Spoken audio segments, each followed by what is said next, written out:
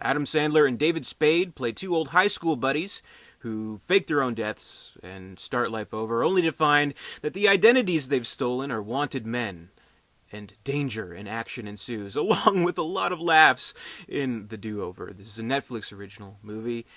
It's probably on Netflix right now, depending on when you're watching this, so you can probably check it out. Now, I want to talk about the movie a little bit, and I'll say, if I am to do a review here, I think Adam Sandler as a movie star is a lot like, say, M. Night Shyamalan as a director. Any, review of a new movie they come out with is ultimately going to, start out with, a whole summation of their career. Once upon a time, Adam Sandler was awesome, and he did Billy Madison and Happy Gilmore and The Wedding Singer and Times Were Great. Now he fucking sucks. Don't fucking see this fucking movie. The end. I'm not quite there yet, but I'll acknowledge that. The thing is, if you are among those who feel Adam Sandler is just far from what he was, if you're no longer a true believer in Sandler, if you haven't enjoyed a movie of his since 1998, you're not gonna love this movie. This won't bring you back, right? So it'll get, I'm sure, the same kind of criticisms that all of his other movies of recent times have gotten, in that there will be criticisms of using the same old Happy Madison buddies and vacation locations, oh, you just did this movie to have a vacation with your buddies. We get that. There'll be criticisms about blatant product placement, oh, was this movie funded by Corona or something? What's going on? Or Acer computers? Come on. And the humor, of course. People will probably be like, oh, so now Adam Sandler's making fucking Alzheimer's jokes. What a fucking piece of shit. So I don't know.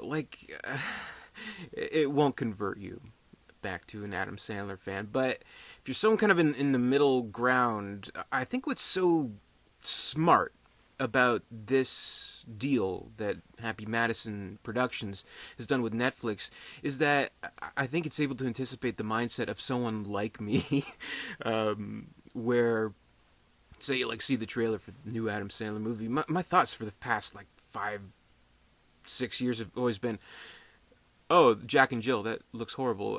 I'll wait for Netflix. I still kind of want to see it, but I'll wait for Netflix. Daddy's Boy, I'll wait for Netflix. Pixels, I'll wait for Netflix. I'm not going to go see that because I can tell it's going to be a shitty movie. So basically, they bypass the middleman and putting it into theaters, probably lower the budget a little bit, and they bring it straight to Netflix. Not as many, probably going to fly a little bit under critic radars, at least not as big as exposure as they would get if it were a theatrical release film, and just kind of bring it straight to where it was inevitably going to be watched most anyway. So they probably looked at all the numbers and said, hey, let's do this. And they did, and whatever. So I haven't seen The Ridiculous Six, but that was the forerunner in this project. This is the second movie.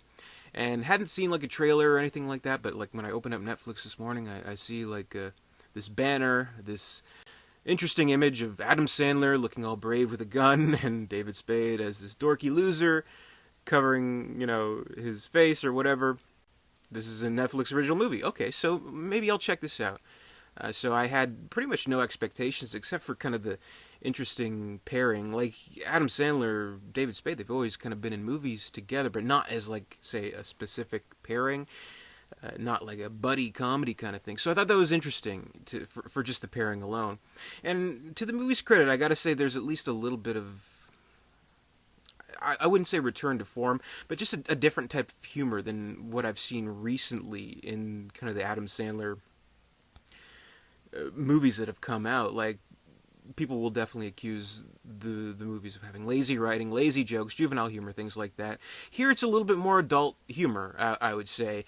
They can let loose a little bit more because it is Netflix, right? So they don't have the PG-13 box to kind of be constricted in, you know what I mean? So there's a little bit of nudity in the movie. There's some funny stuff there. Actually, there's one really funny scene.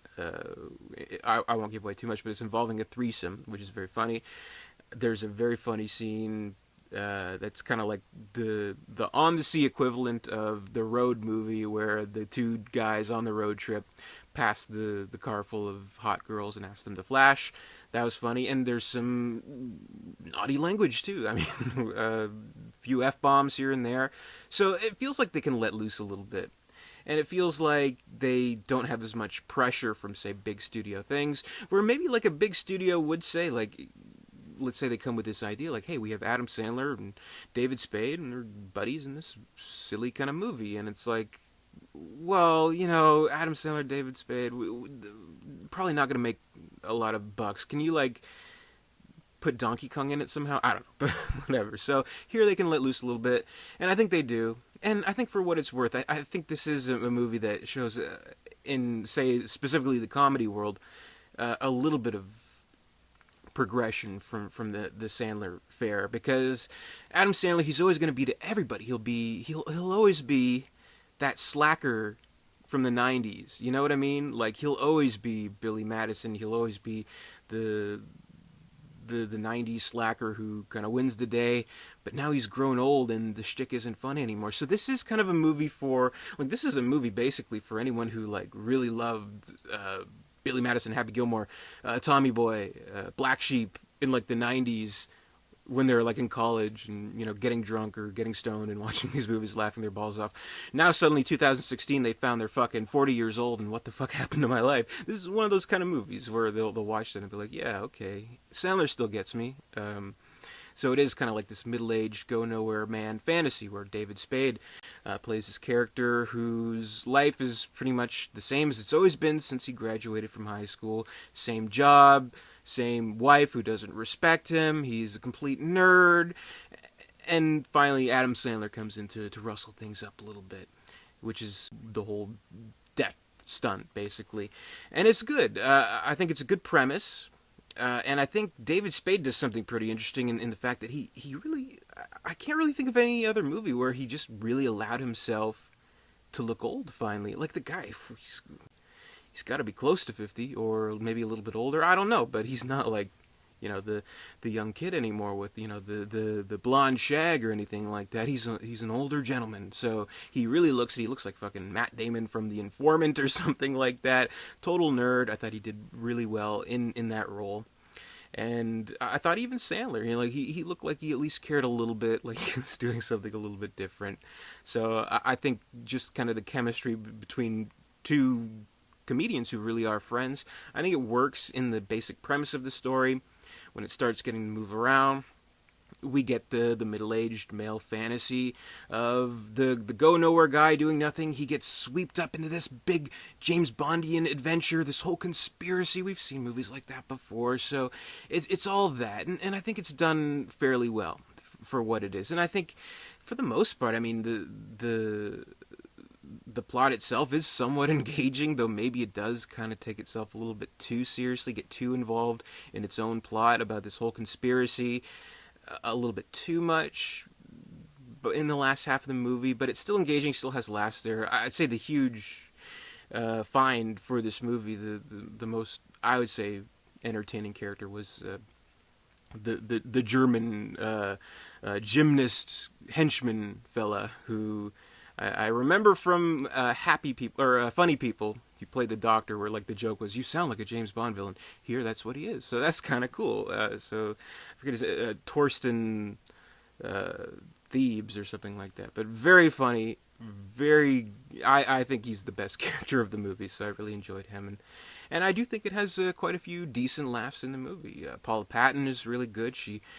I mean, she's restricted to the role that you can expect her to be, but not necessarily strictly the damsel in distress. Not necessarily that, but pretty close. But I'll say she has at least a few elements to her role that doesn't quite make her that useless of a character, and she's allowed to have a little bit of fun in the role towards the end, I would say, but most definitely, like, there's a romantic interest between her and Spade, which is the most unconvincing thing ever, but whatever.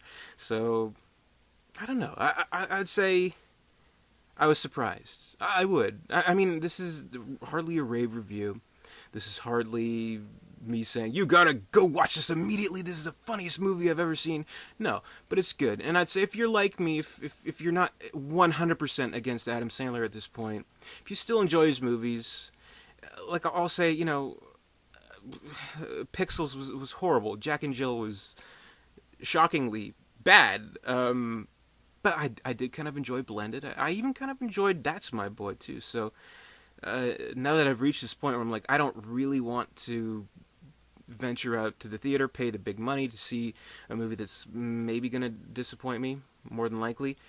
Here it is on Netflix. I think it's a perfect marriage, and I guess they have a deal for 8 movies. So this is the second. We got 6 more. So good luck to you guys. So good performance from Spade. Good performance from Sandler. Had some good belly laughs, and I think it's an appropriate understanding of his current audience. I think, if that makes any sense. It's the middle-aged male fantasy. So if anything else, this movie is going to be watched by many a middle-aged man in the rec room after the kids have fallen asleep, the wife's still upstairs.